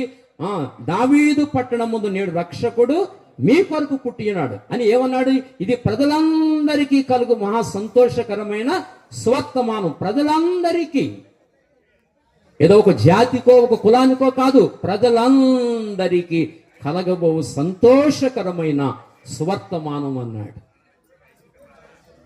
మానవుని బ్రతికించడానికి వచ్చాడు, పాపాలు కడగడానికి వచ్చాడు, నరకం నుండి తప్పించడానికి వచ్చాడు, మానవుని శుద్ధిని చేయడానికి వచ్చాడు, మానవుని నరకాగ్ని తప్పించి మోక్షానికి తీసుకెళ్ళడానికి ఈ లోకానికి వచ్చాడు ఆయన. అందుకే రక్షకుడు ఉదయించాడు. భూమి మీద ఉదయించిన రక్షకుడు నీ హృదయంలోకి రావాలి. బైబిల్ అంటుంది, నేడే రక్షణ దినం, ఇదే మిక్కిలి అనుకూల సమయం అంటాడు. ఒకవేళ రక్షకుడు లేకుండా చనిపోతే అగ్నిగుండానికి వెళ్ళాలి, యుగయుగాలు మండి అగ్నిగుండానికి వెళ్ళిపోవాలి. అంతే మానవ జాతికి ఆయన ఎవరు చెప్పండి? రక్షకుడు. కులస్తులకో మతస్థులకో కాదు, సకల మానవాడికి ఆయన రక్షకుడు అన్న వాస్తవాన్ని మనం స్పష్టంగా గుర్తించాలి. ఆయన రక్షకుడు. అందుకనే లోకానికి వచ్చి కలువరి శిలువలో బలియాగమై తన పావన రక్తాన్ని కార్చాడు. అంతేకాదు, ప్రజాపతి దేవేభ్యం ఆత్మానం యజ్ఞం కృత్వా ప్రాయశ్చిత్త అన్నాడు. ప్రభునందుకులారా, ఈ మాట ఆలోచించాలి. ప్రజాపతి దేవేభ్యం ఆత్మానం యజ్ఞం కృత్వా ప్రాయశ్చిత్త అంటే ప్రాయశ్చిత్తం చేశాడు. దేవుడు వచ్చి, దేవుడే దిగొచ్చి మన కొరకు ప్రాయశ్చిత్తం చేశాడు. కాబట్టి మనందరి దోషము ఆయన మీద వేసుకుని ఆయన బలియాగమై తన పావన రక్తాన్ని మన కొరకు ఆయన చిందించినట్లుగా దేవుని వాక్యలో మనం చూస్తున్నాం. కనుక ఈ లేఖనాలు పరిశీలించాలని చెప్తున్నాను. దయచేసి చూడండి. అతడే వాయువు అని చెప్పాను కదా. ఇంకొక మాట ఏంటి? అతడే చంద్రుడు అన్నాడు. అతడే చంద్రుడు. బాగా వినాలి. అతడు ఎవరు చెప్పండి? చంద్రుడు. సంఘాన్ని దేంతో పోల్చారంటే సంఘాన్ని చంద్రుడితో పోల్చారు. ఆ మాట బాగా కొంచెం జ్ఞానంగా వినాలి. సంఘాన్ని దేంతో పోల్చారు? ఆ చంద్రుడితో. బాగా వినండి. సంఘాన్ని చంద్రుడితో పోల్చారు. సంఘాన్ని అంటే సంఘం అంటే మానవులు. సంఘం అంటే మానవుడు. కనుక దేవుడు మానవుడయ్యాడు. సంఘం అంటే మానవులు అని చెప్పాను. అర్థమవుతుందా? సంఘాన్ని దేంతో పోల్చాడు? చంద్రుడితో పోల్చాడు. ఇప్పుడు దేవుడు ఏమయ్యాడంటే మానవుడయ్యాడు. దేవుడు మానవుడయ్యాడు కనుక బాగా వినాలి. బైబిల్ చెప్పింది, స్త్రీకేమో శిరస్సు భర్త. ఓకేనా? స్త్రీకి శిరస్సు భర్త, పురుషుడికి శిరస్సు యేసు ప్రభు. యేసు ప్రభు శిరస్సు తండ్రి. ఇప్పుడు యేసు ప్రభు మానవుడయ్యాడు కనుక యేసు ప్రభు శిరస్సు ఎవరు? తండ్రి. ఇప్పుడు ఆ తండ్రి శిరస్సు అయినప్పుడు ఈయన ఏ స్థానంలోకి వస్తాడంటే స్త్రీ స్థానంలోకి వస్తున్నాడు. కనుక స్త్రీని దేంతో పోల్చారు? సంఘముతో. అందుకే బైబిల్ అంది అతడే చంద్రుడు. అంటే దేవదేవుడు స్త్రీ స్థానంలోకి, అంటే మానవుడికి లోకానికి వచ్చాడు కనుక ఇతని శిరస్సు ఎవరంటే తండ్రి. అంటే స్త్రీ స్థానములోకి వచ్చాడు యేసు ప్రభు. అందుకే అతడే చంద్రుడు అని చెప్పారు. అతడే చంద్రుడు. ఎవరు? యేసు ప్రభు. ఎందుకని? స్త్రీ స్థానములోకి వచ్చాడు. మీకు అందుకే మీరు ఒక మాట గమనించాలి. యోసేపుని ఎన్ని వెన్నాళ్ళకి అమ్మారు? ఎన్ని వెన్నాళ్ళకి అమ్మారు యోసేపుని? అమ్మా దయవుంచి మీకు ఒక మాట జ్ఞాపకం చేస్తాను. శ్రద్ధగా కొంచెం పరిశీలనాత్మక వాక్యం చదివితే బాగుంటుంది. మాలంటలు వచ్చినప్పుడు అంత పరిశీలనాత్మక వాక్యం చూస్తే చాలా బాగుంటుంది. లేవియాకాండము చూడండి. దయవుంచి ఒక మాట గమనించండి. లేవియాకాండము దయవుంచి చదవండి. 3వ వచనం చదువుతారా? 27:3 నీవు నిర్ణయింపవలసిన వెల ఏదనగా 20 ఏండ్లు మొదలుకొని 60 ఏండ్ల వయసు వరకు మగవానికి పరిశుద్ధ స్థలం యొక్క తులము వంటి 50 తులములు వెండి నిర్ణయించవలెను. నాయన చూడాలి. నీవు నిర్ణయింపవలసిన వెల ఏదనగా 20 ఏండ్లు మొదలుకొని 60 ఏండ్ల వయసు వరకు మగవానికి ఎంత వెల చెల్లించాలి? ఎంత వెండి? 50 తులాలు వెండి. ఓకేనా? ఎంత వయసు? ఎంత మగవానికి? 20 నుంచి 60. ఎంత చెల్లించాలి? 50 తులములు వెండి. 4వ వచనము, ఆడదానికి 30 తులములు నిర్ణయించవలెను. ఆడదానికి ఎంత వయసు? ఎంత? 20 to 60. 20 to 60 ఆడదానికి ఎంత? 30 తులాలు. మగవాడికి ఎంత? 50 తులాలు. ఓకే, గుర్తుపెట్టుకోండి. తర్వాత 5వ వచనము, 5 ఏళ్ల మొదలుకొని 20 ఏండ్ల లోపల వయసు మగవానికి ఆ 20 తులముల వెలను ఆడదానికి 10 తులముల వెలను నిర్ణయించవలను. చూడండి, 5 ఏళ్ళు మొదలుకొని 20 ఏండ్ల లోపల వయసు గల మగవానికి 20 తులములు, మగవానికి 20 తులాలు. యోసేపును అమ్మేసరికి వయసు ఎంత చెప్పాలి? యోసేపుని అమ్మే సమయానికి వయసు ఎంత? 17 సంవత్సరాలు. అందుకే యోసేపుని ఎంతకు అమ్మారు? 20 తులాలకు అమ్మారు. 5 నుంచి అమ్మాట చదవండి. 5 ఏళ్ళు మొదలుకొని 20 ఏండ్ల లోపల వయసు గల మగవానికి 20 తులాలకి అమ్మాలి. అందుకే యోసేపు 17 సంవత్సరాలకు అమ్మారు కనుక 20 తులాల వెండికి అమ్మారు. అర్థమైందా? యేసు ప్రభుని అమ్మేసరికి ఎంతకు అమ్మారంటే దైవంచి ఆ మాట చూడండి, 3వ వచనం. నువ్వు నిర్ణయించాల్సిన వెల ఏదనగా 20 ఏళ్ళు మొదలుకొని 60 ఏండ్ల వయసు వరకు మగవానికి 50 తులాలు ఇవ్వాలి. 20 to 60 మగవానికి ఎంత ఇవ్వాలి? 50 తులాలు ఇవ్వాలి. ఇప్పుడు యేసు ప్రభు వయసు ఎంత? 33లో సిలువేశారు. యేసు ప్రభు ఎంతకు అమ్మాలి? 50 తులాలకు అమ్మాలి. ఎంతకు అమ్మారు 50 ప్రభువుని? 30 తులాలు ఎవరి వెల? స్త్రీ వెల. అది అంటే యేసు ప్రభు ఎవరని? స్త్రీలోకి వచ్చారు కనుక సంఘము స్త్రీ, అంటే సంఘాన్ని చంద్రుడితో పోల్చారు. యేసు ప్రభు స్త్రీ అయ్యాడు కనుకనే 30 వెన్నాళ్ళకి అమ్మారు. 30 వెన్నాళ్ళు వెలగట్టారు ఆయనకి. అందుకని అతడే చంద్రుడు అన్న మాట ఆయన గుర్తిస్తుంది. అతడే చంద్రుడు అన్న మాట యేసు ప్రభు గుర్తిస్తుంది. అందుకే లేఖనాలు పరిశీలిస్తే గాని వాస్తవం తెలియదు. అతడే చంద్రుడు అని చెప్పారు. ఇంకా మీరు చదివితే శుక్ల యజుర్వేదాలు ఇంకా మీరు చదివితే అతడే చంద్రుడు, అతడే వీర్యము, అతడే శబ్దము. అతడే శబ్దము. శబ్దం అంటే వాక్యం అని. అతడే శబ్దము. ఇంకా నీ వాక్యాన్ని మీకు వివరించక్కలేదు నేను. అతడే శబ్దం. బైబిల్ ఏముంది? ఆది యందు వాక్యం ఉండెను, వాక్యము దేవుని యొద్ద ఉండెను, వాక్యము దేవుడై ఉండెను కదా. అతడే శబ్దము అన్నాడు. మాట్లాడకండి తల్లి, మాట్లాడకండి. నేను ముగిస్తాను. ఇక నాకు ఇచ్చిన టైం అయిపోయింది, నేను ముగిస్తాను. అతడే శబ్దము అన్నాడు. ఇంకా మీరు చదివితే అతడే జలము. అతడే జలం. సమరి స్త్రీ ఏముంది?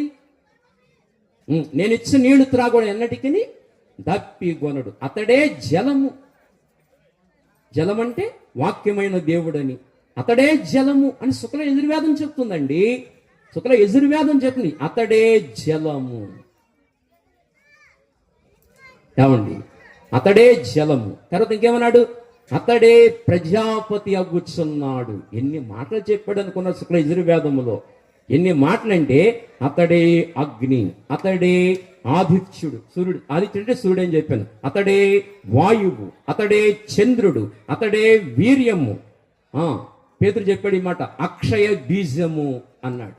అతడే వీర్యము, అతడే శబ్దము, అతడే జలము, అతడే ప్రజాపతి అగుచున్నాడు.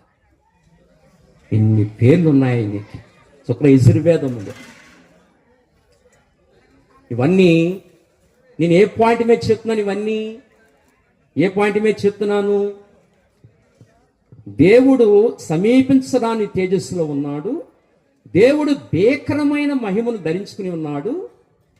మోషే అన్నట్లుగా నీ మహిమను నాకు చూపించంటే నా మహిమను చూస్తే నువ్వు చచ్చిపోతావు అన్నాడు. కనుక నేను రాకూడదు భూమి మీదకి. నా మహిమను గురించిన జ్ఞానము యేసుక్రీస్తుని వెల్లడి చేస్తానన్నాడు. యేసుక్రీస్తుని వెల్లడి చేస్తానన్నాడు.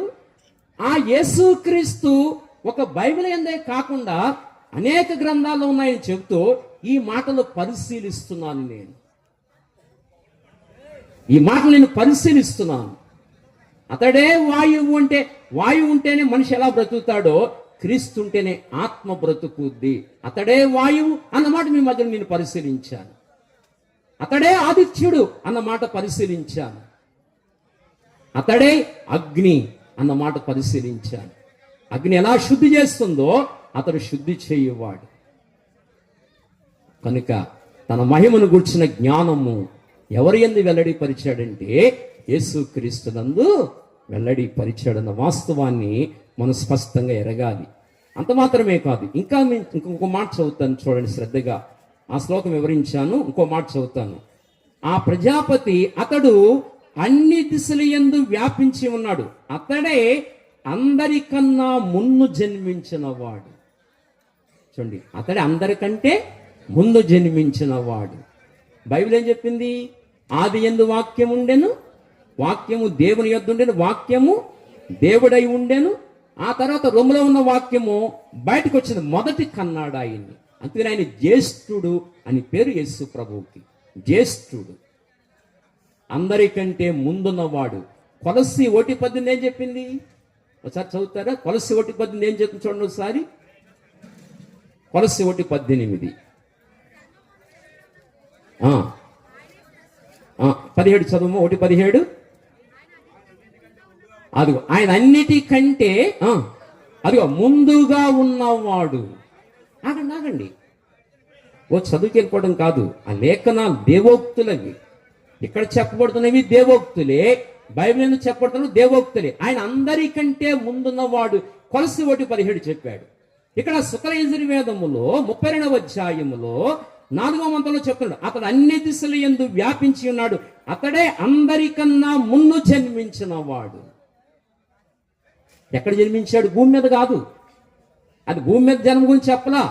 భూమి మీద జన్మ అయితే 4000 సంవత్సరాల తర్వాత వచ్చాడు భూమి మీద, ఆదామును సృజించిన తర్వాత. ఆ జన్మ గురించి కాదు అక్కడ వేదం పలికింది. మొట్టమొదటి విశ్వములో పుట్టినప్పుడు నేడు నేను నిన్ను కని ఉన్నానని పౌలు చెప్పినట్లుగా, నేడు నేను కని ఉన్నానని దావీదు చెప్పినట్లుగా,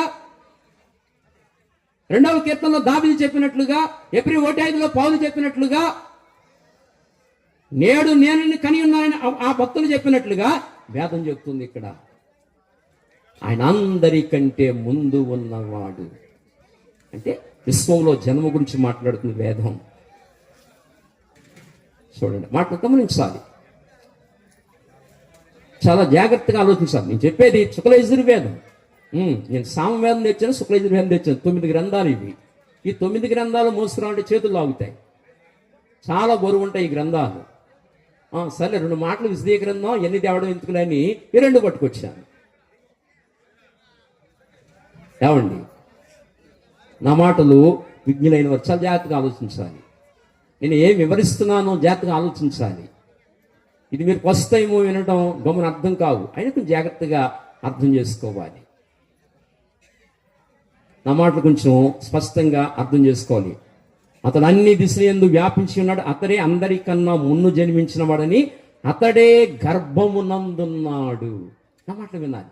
అతడే అంటే ఇప్పుడు మీరు చూడండి, దేవుని వాక్యం చెప్పిందంటే ఆది యందు వాక్యం ఉండెను, వాక్యము దేవుడే, వాక్యము దేవుని యొద్ద, అంటే దేవుడు రొమ్ములో ఉంది. రొమ్ములో ఉన్న వాక్యము బయటకు వచ్చిన తర్వాత, అన్ని సృజించిన తర్వాత ఆ వాక్యమే శరీరధారి అంటే గర్భంలోకి వచ్చింది. ఆ మాట చెప్పాడు ఇక్కడ. ఏం చెప్పాడంటే ఆ మాట, అతడే గర్భమునందున్నాడు. ఆలోచించాలి ఈ మాటలు. కన్యక గర్భంలోకి వచ్చాడు, ముందు అక్కడ జన్మించాడు. ఆ వాక్యమే శరీరధారి అయి అంటే గర్భంలోకి వచ్చాడు. అతడే గర్భమునందున్నాడు అని అన్న. ఇంకో మాట, అతడే పుట్టుచున్నాడు. ఏంటి పుట్టడం? అతడే పుట్టుచున్నాడు అంటే ఏంటి పుట్టడం? అంటే ఈ వాక్యం విని ప్రతిరోజు ఈ క్రిస్మస్ దినాల్లో లేక ప్రతిరోజు ఎక్కడ ఏ వ్యక్తి వాక్యాన్ని విని మారు మనసు పొందుతున్నాడో అతని హృదయంలో అతను పుడుతున్నాడు, అతడే పుట్టుచున్నాడు. ఎంత అద్భుతమైన మాట అది. అతడే పుట్టుచున్నాడు. ఎంత స్పష్టంగా దేని వాక్యంలో ఉందో చూడండి. ఈ ప్రపంచవ్యాప్తంగా దేవుని వాక్యాన్ని విని టీవీల ద్వారానో, రేడియోల ద్వారానో, సేవకుల ద్వారానో, వ్యక్తిగతంగా వాక్యాన్ని చదవడం ద్వారానో యేసు ప్రభు అతను దర్శించినప్పుడు, మారు మనసు పొందినప్పుడు అతని హృదయంలో పుడుతూ వస్తున్నాడు ఆయన. అందుకే ఆ మాట ఉపయోగించాడు. ఏమని ఉపయోగించాడు ఆ మాట? అతడే గర్భమునందున్నాడు, అతడే పుట్టుచున్నాడు అని చెప్పాడు. ఎంత గొప్ప సంగతులండి ఇవన్నీ. అతడే పుట్టుచున్నాడని రాశాడు. 5వ మంత్రం చదువుతున్నాను. అతని కన్నా మున్ను సృష్టి లేదు, అతడే సర్వ భువన భూతుడైనాడు, అతడు ప్రజాపతి అయినాడు, ప్రజలను రక్షించినాడు. బబ్బబ్బబ్బా, ఏం మాటలండి. మళ్ళీ చదువుతున్నాను, జాగ్రత్తగా చూడండి. ఏం చెప్పాడంటే ఆయన, అతని కన్నా ముందు సృష్టి లేదు. అతనికంటే ముందు సృష్టి, అందుకే ఆయన గురించి ఏం చెప్పింది, సర్వ సృష్టికి ఆది సంభూతుడు, సర్వ సృష్టికి ముందు కలిగిన వాడు. కొలసి పౌలు 1:15 చెప్పాడు పౌలు, సర్వ సృష్టికి ఆది సంభూతుడు అని చెప్పాడు. సర్వ సృష్టికి ఆది సంభూతుడే రక్షకుడయ్యాడు మానవాళికి. అదే వేదం చెప్పింది. ఏం చెప్పిందో తెలుసిన, అతని కన్నా మున్ను సృష్టి లేదు. తర్వాత మాట, అతడు సర్వభువన భూతుడైనాడు. సర్వభువనం అంటే అన్ని లోకాన్ని సృజించిన వాడు ఆయనే. సర్వభువన భూతుడై, భువనం అంటే లోకము, సర్వభువన భూతుడైన అంటే అన్ని లోకాన్ని సృజించిన వాడు ఆయనే. తర్వాత అతడు ప్రజాపతి అయినాడు. ఏమయ్యాడు అతను? ప్రజాపతి. వాక్యం చెప్పిందో తెలుసునా, అన్ని సృజించిన వాడు ఆయనే, అందుకే ప్రజాపతి ఆయన. అతడు ప్రజాపతి అయినాడు. తర్వాత ప్రజను రక్షించినాడు. చెప్పండి, ఏం చేసినాడు? ప్రజను రక్షించినాడు. పిల్లారా, ఈ మాట గమనించాలి. ప్రజను రక్షించినాడు. అతడే అగ్ని, వాయువు, ఆదిత్యులను 3 జ్యోతులను నిర్మించినాడు. అతడే అవయవంతా షోడశి అయినాడు. ఈ విశ్వానంతటిని సృజించిన వాడు ఆయనని కూడా అక్కడ చెబుతున్నాడు. రక్షకుడే సృజించిన వాడు అని చెప్తున్నాడు. బైబిల్ అదే కదా చెప్పేది, రక్షకుడే సృజించిన వాడు. అంత స్పష్టంగా వేదాలు మనకు ఘోషిస్తున్నాయి. కనుక శుక్రయజుర్ వేదములో ఇంత అద్భుతంగా ప్రభుని గురించి మాట్లాడుతుంది. ఇంకో మాట కూడా జ్ఞాపం చేసి నేను ముందుకు వెళ్ళిపోతాను. దయవుంచి ఇంకొక మాట గమనించండి పిల్లరా. దయవుంచి ఇదే 32వ అధ్యాయము 10వ మంత్రంలో చెప్తున్నాడు. శుక్రయజుర్ వేదం 32వ అధ్యాయం 10వ మంత్రంలో చెప్తున్నాడు. వినండి బాగుండి. అతడు మాకు బంధువు. వినాలి బాగా. అతడు మాకు ఎలా బంధువయ్యాడు? ఎలా బంధువయ్యాడు మనకి? ఎలా బంధువయ్యాడు మనకి? ఎలా బంధువయ్యాడంటే ఆయన బీజానికి పుట్టావది. జీవితంలో ఎక్కడైనా నీకు 2వ జన్మ ఇచ్చిన వాడు ఎవరైనా ఉన్నారా? నీకు 2వ జన్మ ఇచ్చిన వాడు, నూతన జన్మ ఇచ్చిన వాడు భూమి మీద ఎవరైనా ఉన్నారా? ఎవరైనా ఉన్నారా? అక్షయ బీజం ద్వారా నీకు జన్మనిచ్చిన వాడు యేసు ప్రభు. అందుకే అతను ఏమయ్యాడు మనకి? బంధువు. ఇంకెవరి వల్ల కాదు అది. అసలు ఎవరిలో అయినా కంటానికి బీజాలు ఉంటాయి కదా, అందరూ స్త్రీలే. కానీ బైబిల్ ఏం చెప్తుంది? ఒక్కడే పురుషుడు, ఒక్కడే పురుషుడు, ఆయనే క్రీస్తు. పురుషుల్లోనే బీజం ఉంటుంది. అందుకని వాక్యమైన దేవుడు ఆయన. అందుకని ఆయనే వీర్యము అని చెప్పింది 32వ అధ్యాయము. ఏమండి, అతడే వీర్యం అన్నాడు. అంటే ఆయనలో బీజం ఉంది. ఆయన ఒక్కడే పురుషుడు. అయ్యా నా మాటలు వినండి, ఒక్కడే పురుషుడు ఆయన. ఇప్పుడు మీరు గమనించాలి, ఒక్కడే పురుషుడు అన్నాడు. దయవుంచి అతడు మాకు బంధువు అన్నాడు. అంతేకాదు, మమ్మను పుట్టించిన వాడు. ఎలా బంధువయ్యాడు తర్వాత వివరణ ఇచ్చాడు. మమ్మను పుట్టించిన వాడు. నా మాటలు అర్థం చేసుకోవాలి. మమ్ముని పుట్టించిన వాడు. మీరు చెప్పండి, మీకు 2వ జన్మ ఇచ్చిన వాడు ఎవరు?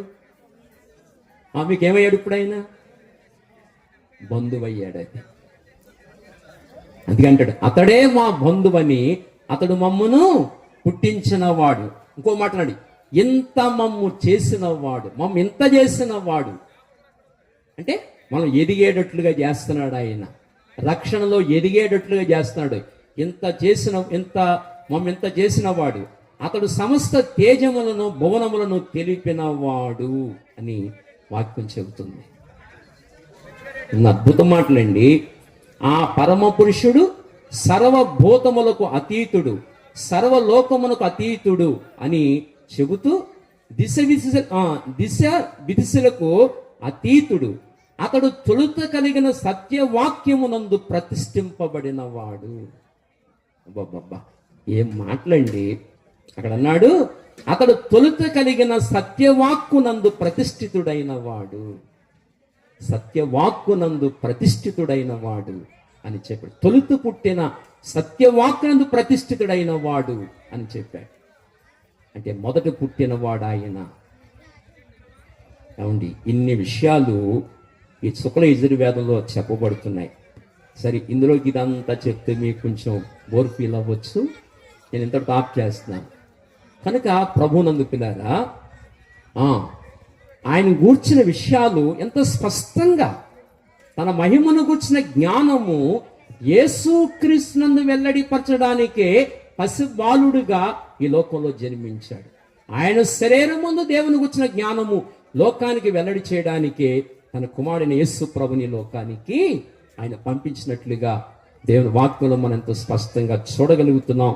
ప్రభునందు పిల్లారా, అందుచేత నెంబర్ 1 మొదటి విషయం ఇంతవరకు ఏం చెప్పాను? ఏదో చెప్పానండి, ముగిస్తే బాగుంటుందన్న. ఏదో చెప్పానండి, నా మాట అర్థమైనా మీకు?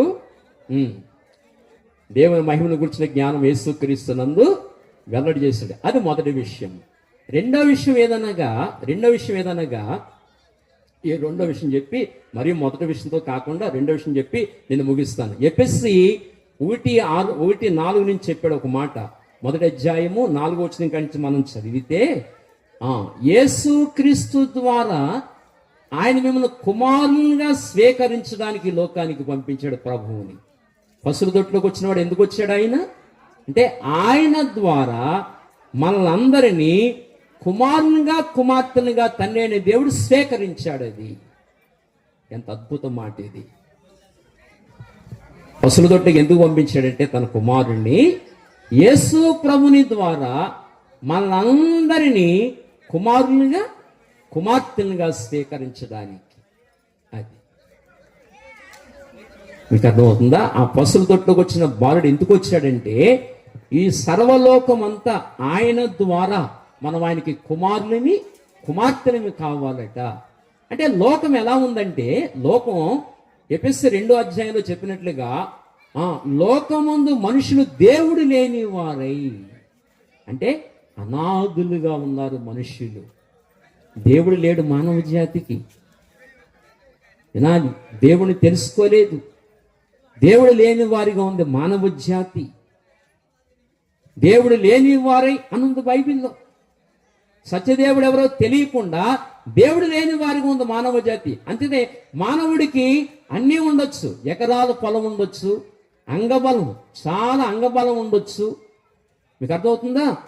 ఎన్నో పొలాలు ఉండొచ్చు, బ్యాంక్ బ్యాలెన్స్ ఉండొచ్చు, కార్లు ఉండొచ్చు, బంగ్లాలు ఉండొచ్చు, అన్నీ ఉండొచ్చు మానవుడికి భూమి మీద. కానీ దేవుడు లేకపోతే అతడు అనాథే. చెప్పండి, ఎవరతను? అనాథి. మానవుడు అనాథి అయిపోయాడు. అన్నీ ఉన్నాయి కానీ మానవుడికి దేవుడు లేడు. అనాదిగా ఉన్న మానవుణ్ణి, దేవుడు లేని మానవుణ్ణి మళ్ళీ దేవుడు కలిగి ఉండడానికి, దేవునికి సొంత కుమారులను కావడానికి, మనందరం ఆయనకు కుమార్తెలను కావడానికి తన కుమారుని యేసు ప్రభుని లోకానికి పంపించాడు.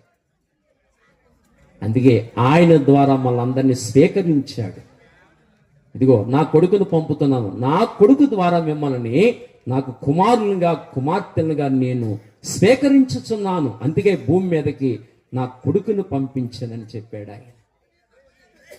మిమ్మల్ని అనాథులుగా ఉన్న మిమ్మల్ని, దేవుడు లేని వారిగా ఉన్న మిమ్మల్ని, దారి తెలియని వారిగా ఉన్న మిమ్మల్ని, అనాథులుగా ఉన్న మిమ్మల్ని, ఇదిగో మీకు తండ్రిని అవ్వడానికి ఇదిగో నా కొడుకును పంపుతున్నానని యేసు ప్రభు వారిని లోకానికి పంపించాడు. అమ్మా వినాలి, ఇక్కడ యేసు ప్రభు లేకుండా చనిపోయామనుకోండి, అంతే, అగ్నిగుండానికి వెళ్ళటమే. ఇంకా దేవుని దగ్గరికి వెళ్ళేది లేదు, అగ్నిగుండానికి వెళ్ళిపోవాలి. మానవ జాతి అనాథులుగా ఉండకూడదని, మళ్ళీ తిరిగి ఆయన దగ్గరికి చేరుకోవాలని, మనం ఆయన దగ్గరికి వెళ్ళాలని, ఆయనకు కుమారులుగా కుమార్తెలుగా మన జీవితాలు భూమి మీద స్థిరపడాలని తన కుమారుడైన యేసు ప్రభు వారిని ఈ లోకానికి పంపించాడు. అందుకే ఆ ప్రభువును మనం అంగీకరించాలి.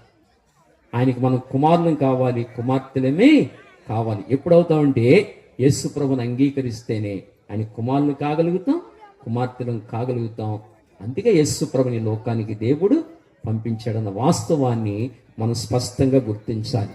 అందుకే యేసు ప్రభు వారి సిలువలో బలియాగమై తన పావన రక్తాన్ని కార్చి గొప్ప శిలువయజ్ఞం చేసి మనకి గొప్ప రక్షణ దేవుడు మనకి అనుగ్రహించాడు. ప్రభునందు పిల్లరా, ఈ వాస్తవాన్ని మనం స్పష్టంగా గమనించాలి. ఒకసారి ఒక దైవజనులు మాట చెప్పారు. ఏమండి, ఆయన ఇంచుమించుగా 10th క్లాస్ 7 సార్లు ఫెయిల్ అయిపోయాడంట. ఆయన ఎన్నిసార్లు? 7 సార్లు ఫెయిల్ అయిపోయాడంట. 7 సార్లు ఫెయిల్ అయిపోయిన ఆ వ్యక్తిని దేవుడు బలపరిచి అద్భుతంగా చదువుకునేట్లుగా చేసి, అతనికి ఒక వ్యాధి ఉండేది. ఆ పరీక్షకి వెళ్తే వ్యాధి వచ్చేసేదట, చదువుకోవడానికి వెళ్తే వ్యాధి వచ్చేసేదట. ఏమంటే మానసిక వ్యాధి అనమాట. ఎక్కడికి వెళ్ళినా వ్యాధి వచ్చేసేది. ఇక అతను చదువుకోవడమే కష్టమైపోయింది అతనికి. చివరికి హెడ్ మాస్టర్ అనేవారట, మరి ఎందుకు తీసుకొచ్చారా బాబు వీడికి మనం చాకరీ చేస్తున్నాం ఇక్కడ, వీడు ఏం చదువుతాడు, వీడికి తెగులు కొంటాడు, వీడికి తీసుకెళ్ళి ఇంటికాడ పడేయండి, ఇక్కడ తీసుకొస్తే వీడికి మనం చాకరీ చేయవలసి వస్తుంది వీడికి అని ఆ హెడ్ మాస్టారు ఆయన రకరకాలుగా మాట్లాడేవాడట. రిక్షా ఇచ్చి పంపించేసేవారంట ఇంటికి. అలా వెళ్ళిపోయి 7 సార్లు ఫెయిల్ అయిపోయాడు 10th క్లాస్. అలాంటిది యేసు ప్రభు దర్శించారు, ఆ వ్యాధిని తొలగించారు, అతన్ని బాగు చేశారు. అక్కడి నుంచి చదువుకున్నాడు. ఆయన మామూలు చదువు కాదు, ఎన్నో అవార్డులు అతనికి వచ్చినాయి. రాష్ట్రపతి ద్వారా ఎన్నో అవార్డులు తీసుకున్నాడు ఆయన. ఎన్నో అవార్డులు వచ్చినాయి. మానసిక శాస్త్రం చదివాడు, అనేక శాస్త్రాలు చదివాడు. మంచి పండితుడయ్యాడు, మంచి టీచర్ కూడా అయ్యాడు. ఏమండి, తర్వాత దేవుని సేవకుడయ్యాడు, వాక్యాన్ని ప్రకటిస్తున్నాడు. ఓ రోజుని ఫోన్ వచ్చిందట, అయ్యా ఒకసారి మా ఇంటికి రండి అని ఫోన్ వచ్చిందట. ఫోన్ వస్తే ఎవరో నన్ను కేకేస్తారని వెళ్ళాడట. వెళ్ళేసరికి మంచం మీద పడుకున్నట్టు, నిండు వృద్ధాప్యంలో ఉన్న ఒక వ్యక్తి మంచం మీద పడుకున్నాడట. మంచం మీద పడుకుంటే అప్పుడు లేచి, ఈ సేవకుడు వెళ్ళాడు కదా, లేచి చూసి నన్ను గుర్తుపట్టేవా అని అడిగాడట. నాకు గుర్తు రావట్లేదండి అన్నాడు. మీ హెడ్ మాస్టర్ని బాబు. ఎవరిని? మీ హెడ్ మాస్టర్ని.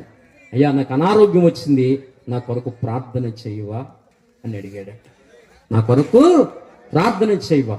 ఒకప్పుడు ఆ నోరేమంది, ఈ తెగులు కొంటాడు రా, వీడికి మనం చాకరీ చేయవలసి వస్తుంది, ఇంటికి పంపించేయండి అన్న నోరే ఇప్పుడు ఏమడిగింది? నా కొరకు ప్రార్థన చేయను. ఆయన దేవుడు అలా నిలబెట్టే దేవుడు. ఆయన పడుకోనిచ్చే దేవుడు కాదు, ఆయన నిలబెట్టే దేవుడు. ఆయన నమ్మదగిన దేవుడు, ఆయన నిలబెట్టే దేవుడు. అందుచేతనే రక్షకుడిగా ఈ లోకానికి దిగి వచ్చాడు ఆయన. కనుక ఆయన కార్చిన రక్తంలో జన్మకర్మ దోషములు మనం కడుక్కొని పరిశుద్ధులం కావాలని దేవుని వాక్యం ఎంతో స్పష్టంగా మనకు తెలియజేస్తుంది. కనుక ఆయన కార్చిన రక్తంలో జన్మకర్మ పాపములు కడుక్కొని పరిశుద్ధులై పవిత్రులై ఆయన సేవించాలి. అందుకనే పాపం పరిహారం కావాలంటే ఏం కావాలని చెప్పుకున్నాం? పరిశుద్ధ రక్తము కావాలి. ఆ రక్తం ద్వారా మానవుడు పాప విమోచన పొంది పరిశుద్ధుడు కాగలుగుతాడు. అంతేగాని మనం చేసే పుణ్యకార్యాల ద్వారా, మనం చేసే ధర్మ కార్యాల ద్వారా, మనం చేసే ఆ పవిత్రమైన కార్యాల ద్వారా మోక్షానికి వెళ్ళలేము మనం. అర్థమైందా? బైబిల్ అదే చెప్పింది.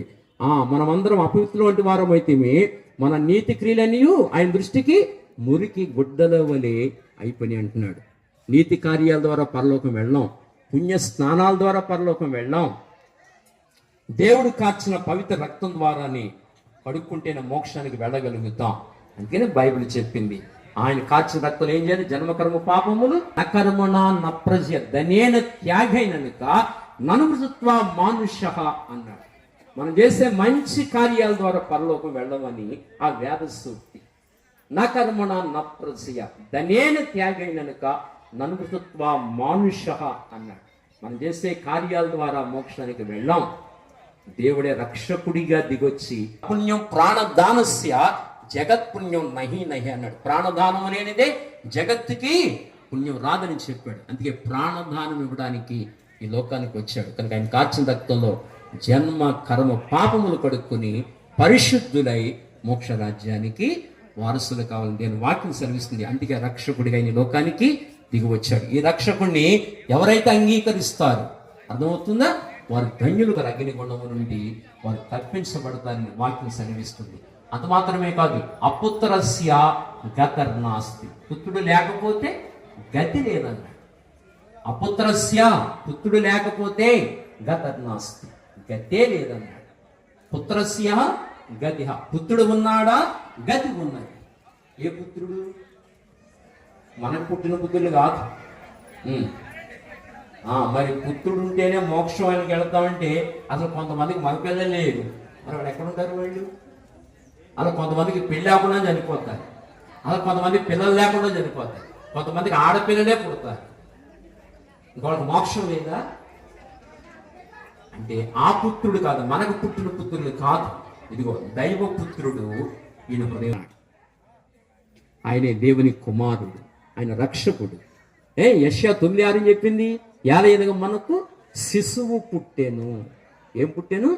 అవును, శిశువు పుట్టెను. ఆశ్చర్యకరుడు, ఆలోచనకర్త, బలవంతుడైన దేవుడు, నిత్యుడగు తండ్రి, సమాధాన కర్తయగు అధిపతి అని అతనికి పేరు పెట్టబడును.